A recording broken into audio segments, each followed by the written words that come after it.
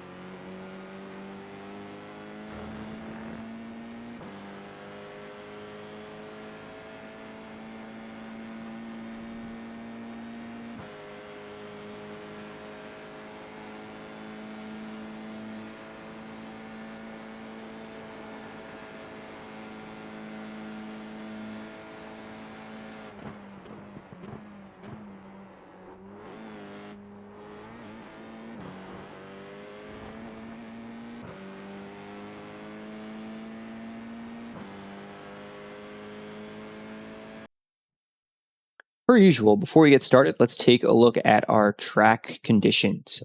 So we have a 46 degrees Celsius track, so a really toasty track, and moderate usage, around 53%. Last week at Hockenheim, we saw these track conditions produce times varying by about a second from session to session, depending on what part of the range in those lap times you were in.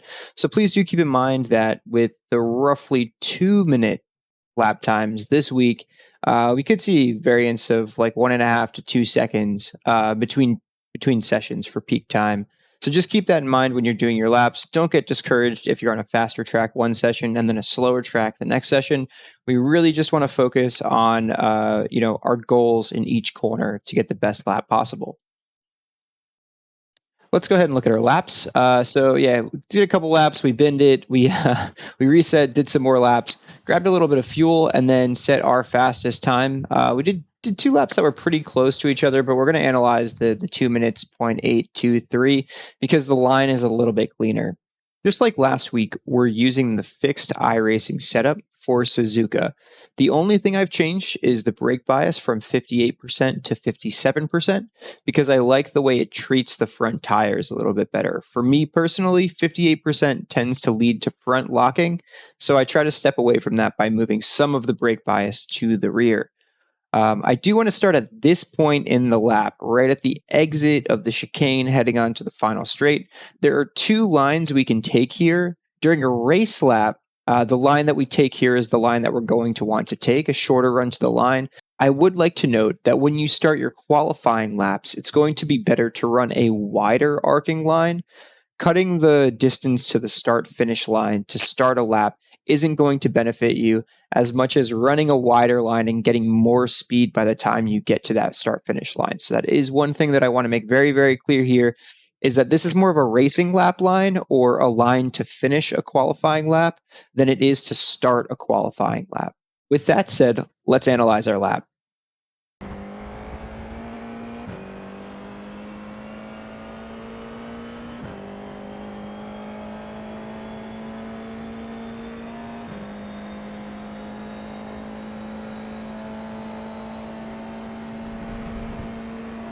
First thing to note for turn 1 is that because it comes after this very, very long main straight, and because it doesn't really lead into much of a straight afterwards, we want to sacrifice exit for entry. We're going to use the exit to slow down to get to the apex of turn 2, so we want to keep it flat out heading into the apex of turn 1. In general, I don't have a specific turn-in point here, but looking at where I tend to do it, the 50-meter board, the blue cone on the right, this access road, that's a good place to start getting turned into the apex. But again, we're going to leave it flat out in 6th gear and head right into that apex with a head full of steam. Right as we approach the curbing for the apex of turn 1 is when we want to start applying our brakes and slowing the car down. So we've carried a ton of speed into this entry. We're not going to be able to power out of the exit, but we really don't care about that because we're only setting up for the exit of turn 2, essentially from this point forward. From here, we want to sweep out into the exit curbing, so that's where our eyes should go directly to. And then as soon as we get to that exit curbing, our eyes should immediately move to the apex of turn 2, because at that point, we're setting up for a really strong apex. We want to be able to get on power early there and carry that power all the way through into the entry of the Esses.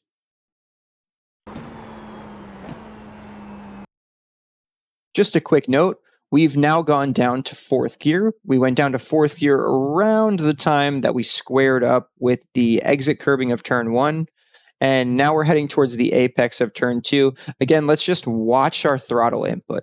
We want to get on throttle as early as possible as soon as we know we're getting to the apex and can carry that speed all the way through the exit. So our goal is to be patient here and not push the car too much and put it on edge. It's really, really easy to spin here.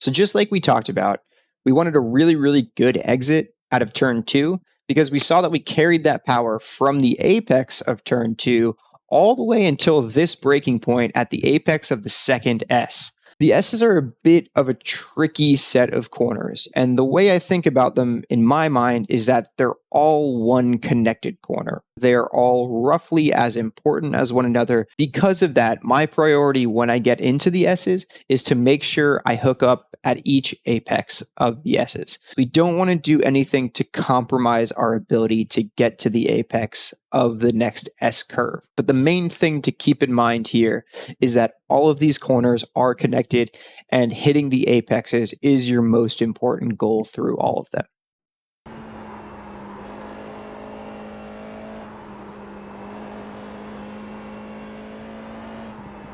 Okay, so this is where things start to get interesting with the S's. We saw how easy it was to hit the first apex in the S's because we can go full throttle into it. We hit the second apex by doing a little bit of braking, setting up for a decent exit there. And then the third apex, we saw we didn't even really need to fully lift to get there. But this fourth and final apex in the S's is by far the most important. And the reason for that is because as soon as we get on throttle here, we are going to stay full throttle all the way up until the Degner corners. So we have another long run of full throttle. And if we have a long run of full throttle, exit is key. When exit is key, we need to make sure that we set up for a good exit and are able to stay on throttle as soon as we commit to it. So that's what we're doing here. We have to be patient for the car to get to the apex and to get in a good position for us to commit to full throttle, as we'll see here.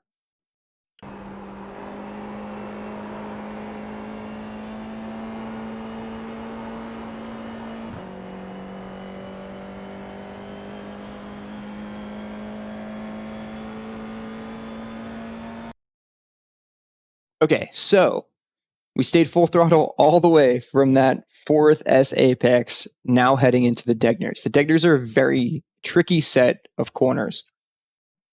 Our first thing we're looking at is this 50 brake marker. We haven't really talked about brake markers yet, and for the most part, that's because everything has kind of been feel for us up to this point. But this 50 brake marker is really the first one that I'm going to toss out there as something that we're using as a reference point.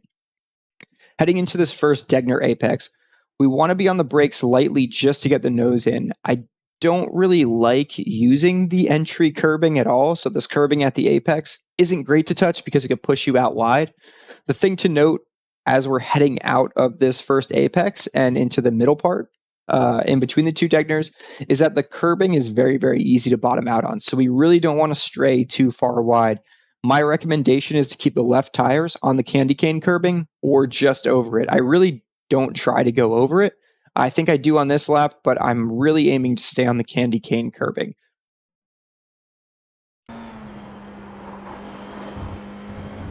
So we can see here, essentially as soon as the car has squared up and settled, I'm getting back on the brakes for this second Degner apex.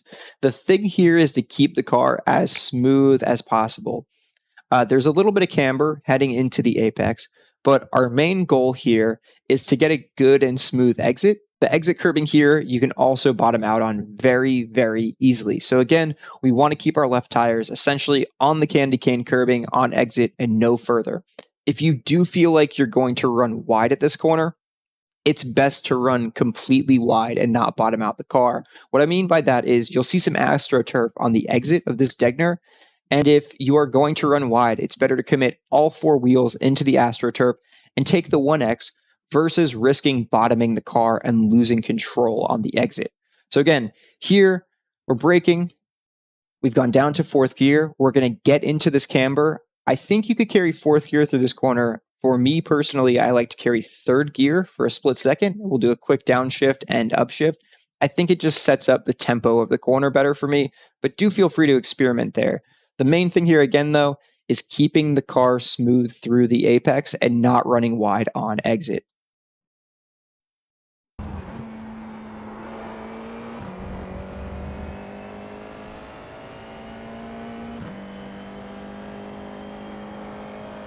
Heading into the hairpin is a pretty hard braking zone, and we really, really want a good exit out of the hairpin because we're going full throttle through a long curving right-hander heading into spoon curve. Spoon curve is a tricky one. We'll dig into it in a little bit, but the main thing here is we want a good exit out of this hairpin because we're going to be on full throttle again for a long, long time.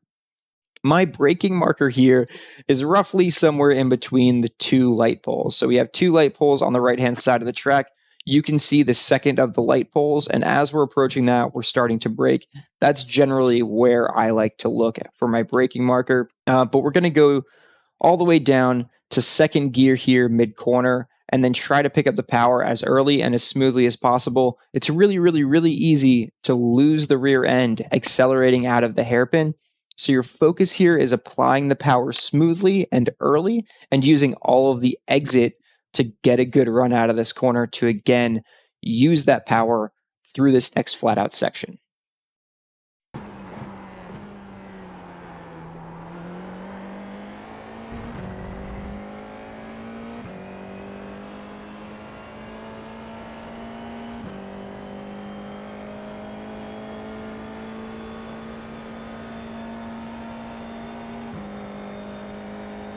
Heading into spoon curve, we've got a couple of things to manage. This is actually kind of like turns 1 and 2 for us. So remember, turns 1 and 2, we took a lot of entry speed towards the apex of turn 1, slowed it down in between 1 and 2, and then searched for the apex of turn 2 to get a nice exit through the S's. That's exactly what we're doing here, though the shape of the corner is slightly different and going in a different direction. We want to carry all the speed that we've just got down that straight into the first exit, settle the car down in between, and then get on the power early, use all of the exit because we've got another long flat out section until we start braking for the final chicane. My braking marker here is fairly vague. We passed the access road. We could brake a little bit later than that. The main thing I'm looking at here is roughly this like golden patch of grass.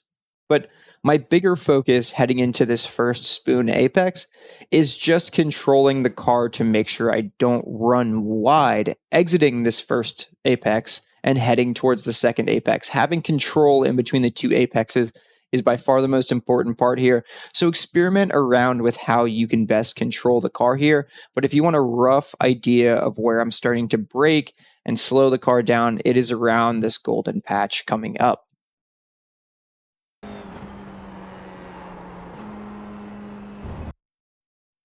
So we saw that we're now down in fourth gear. We've gone from sixth to fifth in the braking zone, down to fourth mid-corner. We've gotten this exit curbing while staying pretty in control. Now we're really focused on this second apex of spoon. The big thing here is slowing the car down enough to get it to turn into this apex. In terms of this curbing that we're on right now, you can actually use the green painted part. We don't quite use all of the curbing that we could have here. That's not a huge deal because, again, our focus is getting back to the left-hand side and back to the apex. On this lap, we actually do miss the apex a little bit, but that's okay as long as our focus remains getting on throttle as early as possible to not run wide on exit and to maintain that full throttle. So you'll see how we do that here.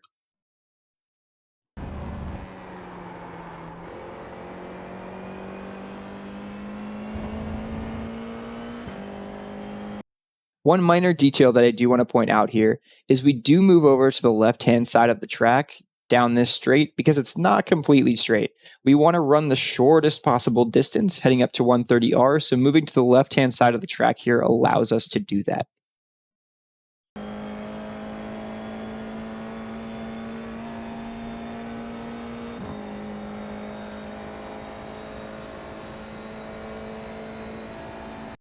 Two notes about 130R. It's flat out.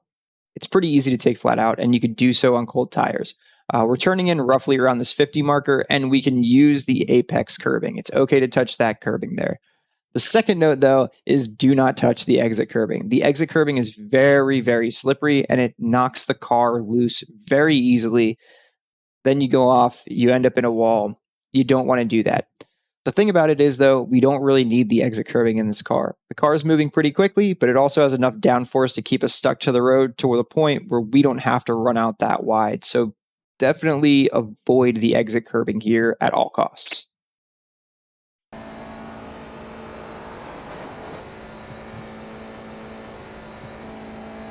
Okay, so for our final braking point, we're using this 100-meter board on the left-hand side. You can also look for one on the right-hand side, which might just be out of camera view, but we're heading into a hard braking zone, and our goal here is to set up for a good exit out of the chicane.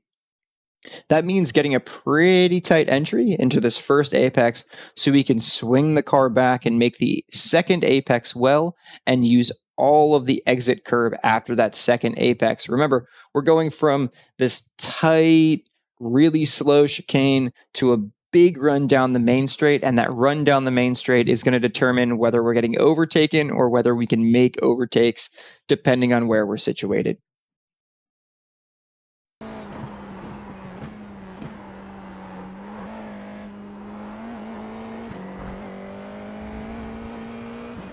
So let's talk about that real quick. We broke into that chicane, got that first apex nicely, got back on throttle, a little bit of lift to get the car turned into the second apex, but then again, committed very, very early to that throttle and ran all the way out on the exit so that we get a good run to the line. Just like we talked about at the beginning of the video, we want a short run to the line now that we're talking about a race lap or finishing out a qualifying lap. So let's just see that one more time.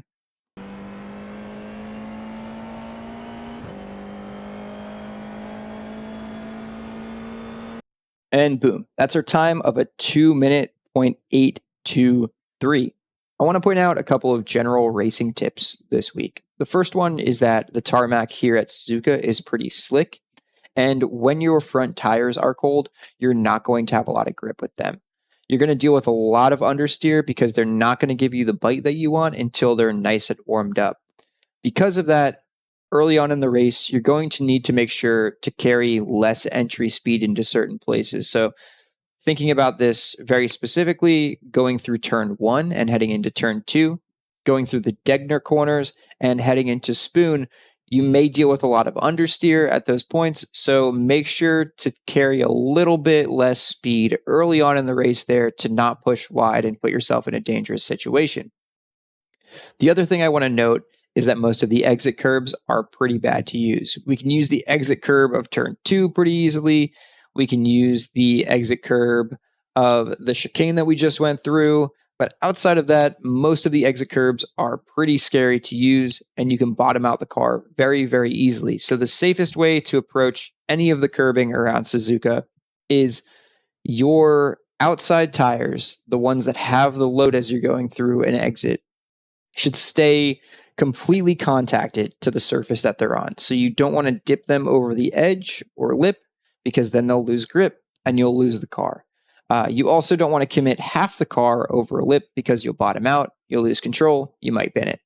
The main thing here, I think, for me to stay safe is to keep those outside tires on the candy cane curbing only, unless you know for sure that the whole curbing is a safe place to be. Finally, let's talk about overtaking opportunities. Your best overtaking opportunities are going to be heading down the straight into turn 1 and heading into the breaking point of the chicane after 130R. You may even be able to get it done before 130R using the draft, getting alongside and challenging in there. But those are our 2 points on the track where we're going from very high speed and really slowing things down. The other one that might end up working out for you is heading into Spoon, although again, like we saw, Spoon is a very, very tricky corner because you're balancing the car all the time. Speaking of balancing the car, a lot of the corners here require you to feel the car more than other places. Some other tracks you can be pretty mechanical and robotic about what your inputs are, what your turn-in points are. You can trust the car to have grip there, all of that jazz. But a lot of corners, especially turn 1, turn 2, Spoon, the Degners, you're really balancing the car and trying to make it feel smooth, but you're going to have the back kind of step out and wiggle on you a little bit. You're going to have the front understeer a little bit. So really try to pay attention to what the car is doing and work with it. The more you fight the car here, the more you're going to lose time, and the easier it's going to be to lose the rear end or to lose the front end and end up in a wall. I also want to give a big thank you to everyone who gave me suggestions from last week, who commented, who liked, who subscribed. All that stuff was really, really useful. You will notice a little bit of a format change this week. I showed the lap videos before we actually did the analysis. That was a suggestion, and I think it was a good one. The other thing you'll notice is that I've timestamped all the corners in our analysis, so you can go back to those corners and just see the breakdown for those corners instead of having to find your way through the video again. So another really, really good suggestion out there. But any other suggestions that you guys have this week, please let me know. I'd love to keep improving and making this as useful as possible. So yeah, anything that you see that can help you, let me know.